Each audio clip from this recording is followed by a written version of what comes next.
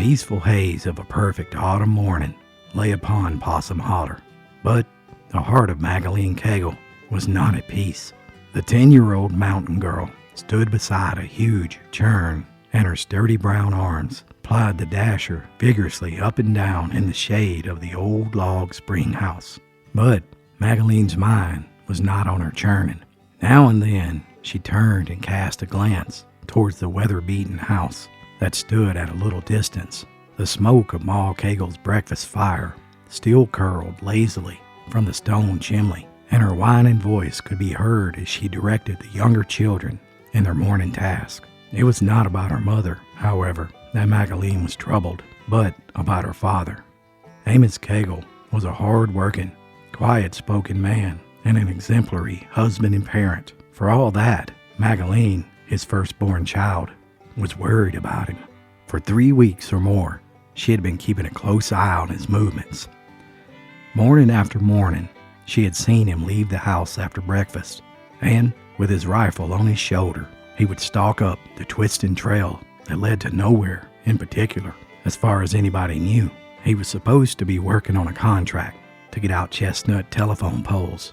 But in her 10 years, Magdalene had observed that pole cutters usually took axes to the woods instead of rifles. Once, she had ventured to question her mother on the subject, but the tired-faced, meek-eyed mountain woman shut her down almost instantly. "'Tain't none of your business to be wondering about your pa's doings. You tend to yourn, and he'll look after his'n. I ain't never asked him what he's doing, and I don't aim to." That was Sarah Cagle's wifely philosophy. Like many other dutiful women in these hills, she would keep her man's secrets as close as a tomb whenever he chose to divulge them to her. If he was hiding as an outlaw or a fugitive from the pursuing law, she would come to him with food and tidings, even at the peril of her own life. But never would she question him as to what his plans were. Magdalene, however, had a sneaky habit of thinking things out for herself. Perhaps it was because she was the eldest of 8 children, and partly because she had been going to school for 2 years and had picked up on some ideas and notions about various things. At any rate, she kept eyeing the barnyard gate as she tended to the churn, and the little furrow of anxiety between her hazel eyes grew deeper as she waited. Presently, her eyes caught the bumping of wheels on loose stones, and a moment later, her father's old canvas-top wagon, drawn by 2 raw-boned bays, rumbled out of the barn lot. Amos drew rein by the spring house, and he climbed down from his seat under the arch of the wagon bows. "Be a good gal, Magdalene, and help your mama all you can," he said with a kindliness that belittled the gruffness of his tone.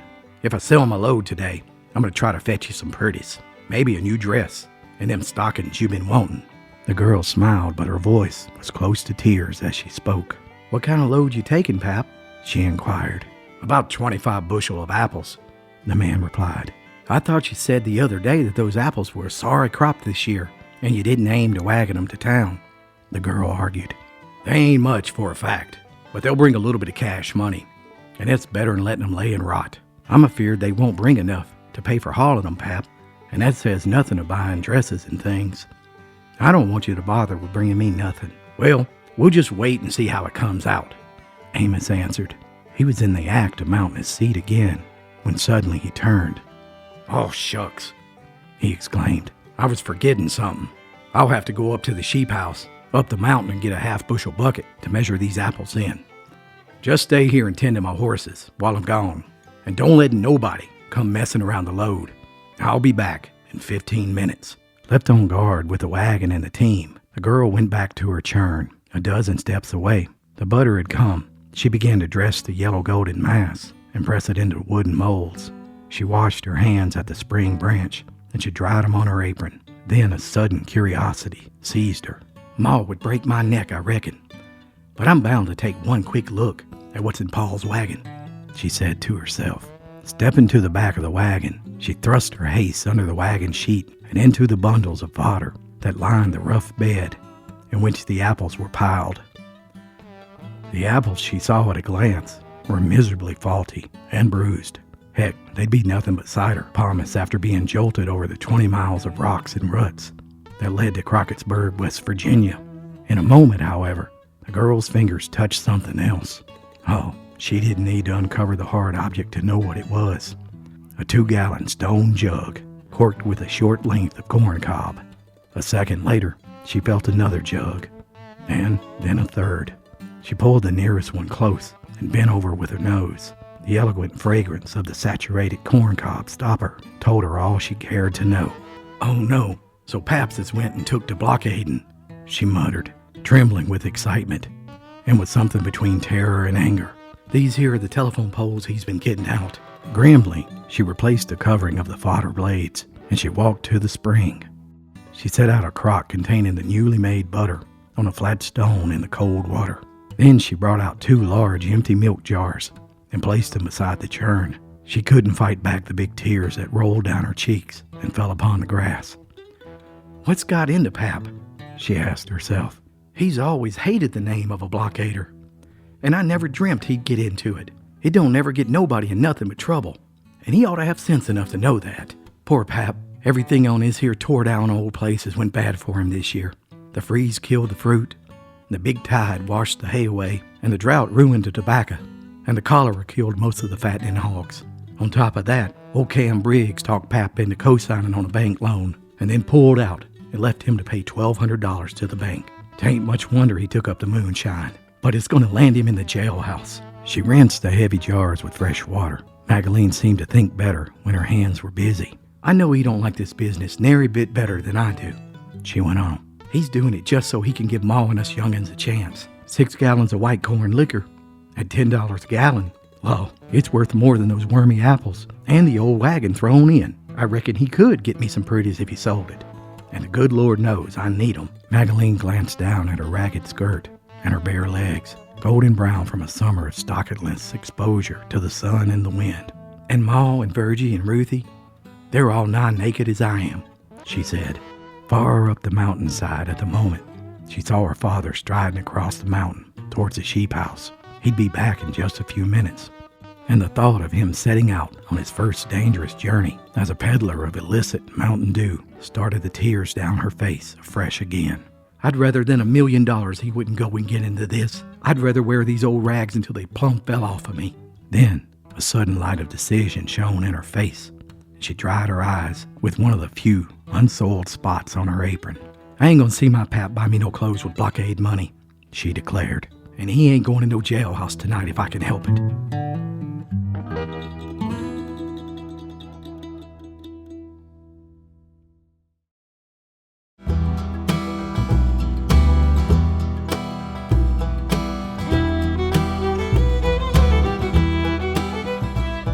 In the outskirts of the straggling village of Crockettsburg stood an old wooden building, which, having gone the way of all livery stables, was now a combination of a filling station, a garage, and a blacksmith shop known as Phil's Place.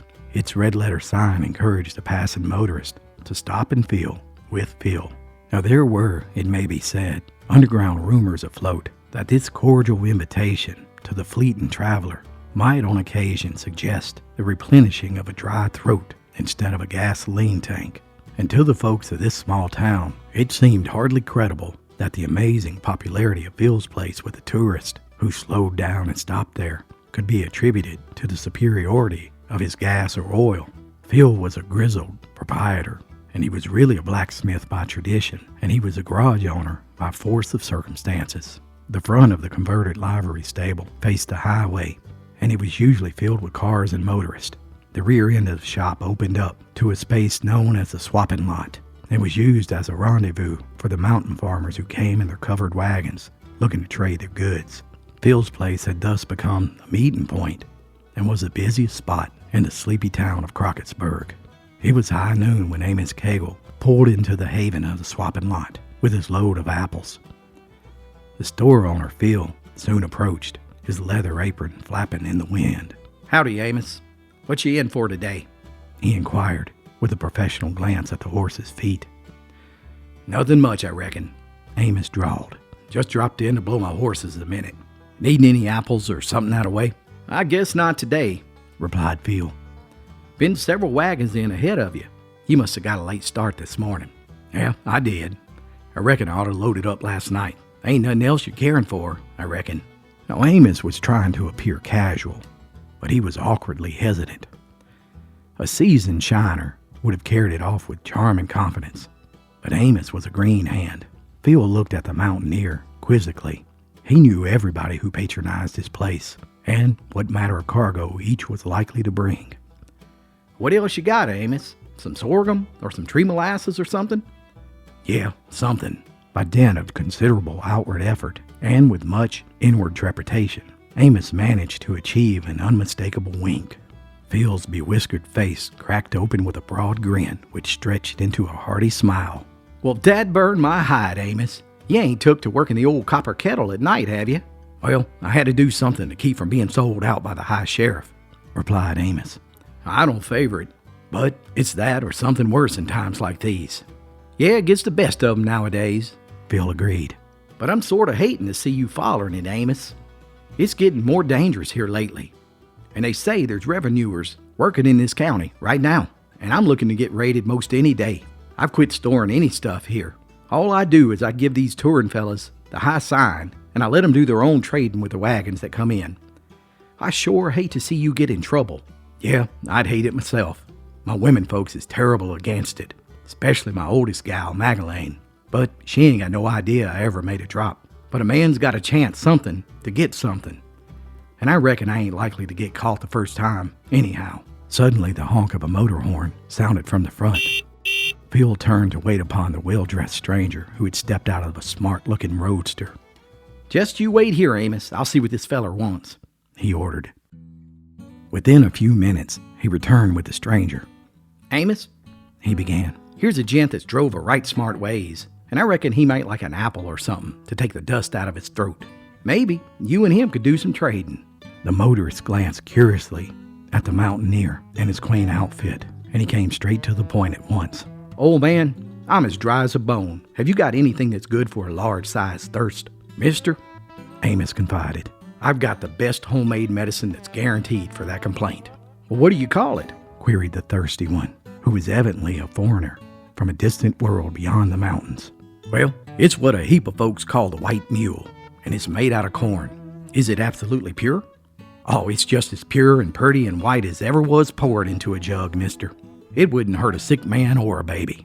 Amos opened the end gate of the wagon, and he brought forth one of the jugs. The stranger bent forward, and one whiff of the corn cob was evidently reassuring. All right, old man, I'll take a jug. How much is it? The canny Amos at this stage proceeded cautiously. Well, I want just what's fair and right, because you understand it costs a right smart to make this stuff. And likewise to haul it such a long ways, and it's risky too, you know. Certainly, I understand that, the stranger conceded. Name your price, and if it's right, we'll trade. Now, mister, Amos haggled in true Scotch-Irish style. You're a city man, and you know what this stuff fetches in town. I'd rather you make me an offer, and I'm confident you're a square man. Well, I can buy all I want at $10 a gallon, the customer countered. How does that strike you? I reckon that's reasonable, assented Amos, with no outward betrayal of the satisfaction he felt inwardly. The purchaser drew a crisp $20 note from a roll and handed it to the mountaineer. Phil stood by quietly as an interested spectator. That closes the trade, old man? Queried the stranger. Yes, sir. That seals it tight, I reckon. Want me to tote the jug and put it in your car? No. Leave it right where it is, commanded the stranger with a sudden tone of authority. And you stand still, right where you are. You're under arrest. Throwing open his coat, he flashed a shiny badge of a deputy revenue collector. The crestfallen mountaineer gulped in astonishment. He began to see red. You infernal yellow hound! He roared and started towards the wagon, where his rifle lay beneath the fodder under his seat. Steady, old man. The officer's voice was cool, and his manner was ominously quiet. You've made one mistake today. Don't make another. No, Amos, don't try to start nothing, the friendly Phil cautioned. It's your first offense, and the court ain't apt to give you a heavy sentence. Just take it calm. Calm the devil, bellowed Amos, out of his senses with blind rage. I sold you what you asked for, and at your own figure. You darn sneaky, ornery reptile. You ain't nothing but a low-down son of a... Shut up, Amos, ordered Phil sharply. He was one to know the inside as well as the outside of a situation. You're acting a fool, and you're ruining your case. He ain't showed you no warrant yet, and he ain't even told you what you were charged with. Talk civil to him." "We don't need any warrant," snapped the deputy. "I've caught the man with the goods on him." "Well, you ain't examined the goods yet," argued Phil. "Well, I guess I know corn liquor when I smell it. We'll just take another look, though, to clear up this gentleman's doubts. Get me a cup." Phil was greatly distressed, both because of the raid on his own place and also because of his good neighbor's unhappy plight. He ran to his little office up front and returned quickly with a cup. He was followed by a score of patrons and onlookers who had been tipped off as to what was going on. The officer took the glass and he pulled hard at the corncob stopper of the jug, which came out with a noisy pong. Tipping the jug, he poured a small quantity of its contents into his cup. In that moment, 3 separate and distinct gasps broke the dramatic silence that had fallen upon the group. One from the astonished representative of the law, one from the mystified store proprietor, and one, the loudest of all, from the dumbfounded mountaineer. "What in the thunder?" demanded the officer. "What in the Sam Hill?" stammered Phil. "What in the devil, Tom Walker?" sputtered Amos Cagle. From the mouth of the jug, there trickled a foamy stream of snow-white buttermilk. Amos was the first of the trio to regain his composure, and in just a second he was grinning at the officer. "You see, mister, I was telling you the God's truth. I said it was the purest, purtiest, whitest stuff that had ever been run into a jug. And I told you it wouldn't hurt a sick man or a baby." The deputy, however, was not one to be duped by the old trick of one dummy container and a cargo of illicit spirits. He quickly fished out the 2 remaining jugs from the wagon and drew the stoppers. Once he poured out their milky liquid, he turned angrily to Cagle. "See here, my man. Do you think you can put a job like this over on a federal officer? Do you expect me to believe that you came all the way here from the mountains just to bring this load of rotten apples and a little buttermilk?" "Well, mister," chuckled Amos, "if you ain't satisfied with what you bought to quench your thirst, then here's your 20 back. I wasn't aiming to keep it nohow.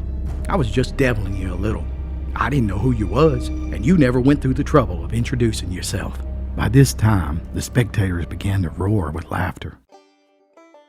It was apparent to them that Amos had pulled off a clever, practical joke upon the revenuer, who was a natural enemy of their species, and they were going to enjoy it to the limit. Then Phil, though he hadn't the slightest idea how it all happened, saw his chance to complete the vindication of his friend, and incidentally, to clear his own establishment from suspicion. "Mister," he said, when the laughter had abated somewhat, "you must excuse me and Amos for having our little devilment. I've known Amos Cagle for 40 years, and I knowed his daddy before him. There never was a Cagle that I ever heard of that was a blockader. They're against it, same as I, and I wouldn't allow no man to fetch nary a drop of that poison stuff at my place." The embodiment of the majesty of the United States now proceeded to prove himself a human being and a good sport. He could take a joke. "That's all right, old man. The laugh is on me this time. And if you find me some more cups, we'll dispose of a gallon or so of this evidence at the expense of the government. But I tell you this, you better hope, my friend, you'll be as lucky next time." "There ain't gonna be no next time," responded Amos dryly as he climbed on his seat and chucked his horses. "I reckon I'll be spudding along. I gotta sell the balance of this here white mule."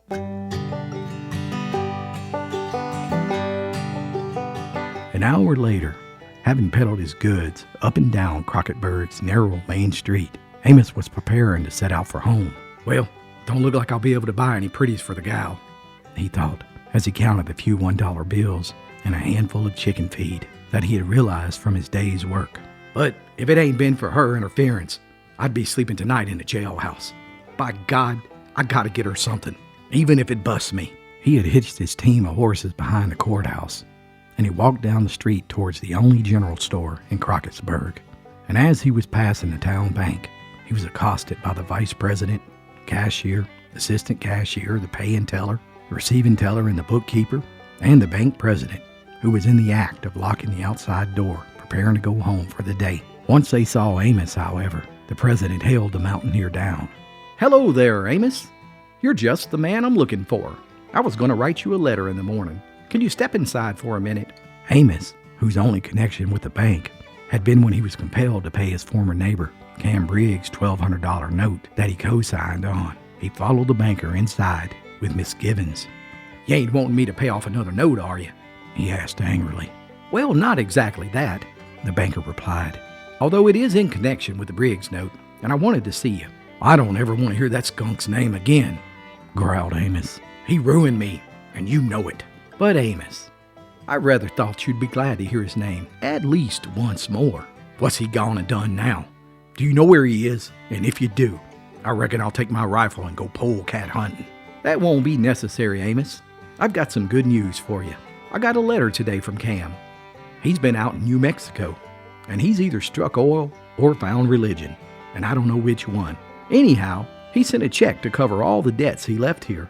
And if you'll just sign these papers, I'll turn over your $1,200 right now, along with $72 for a year's interest. Amos Cagle's throat muscles were working strangely, and it was a full minute before he could speak. Then, with a voice as shaky as the huge fist that scrawled his signature, he gulped. Just put that $1,200 on deposit and give me the $72 in cash. I reckon you'll think I've went crazy, but I'm going down to that general store, and I'm going to buy that gal of mine the gall-darningest, rip-snortingest dress they've got in this dad-blame town.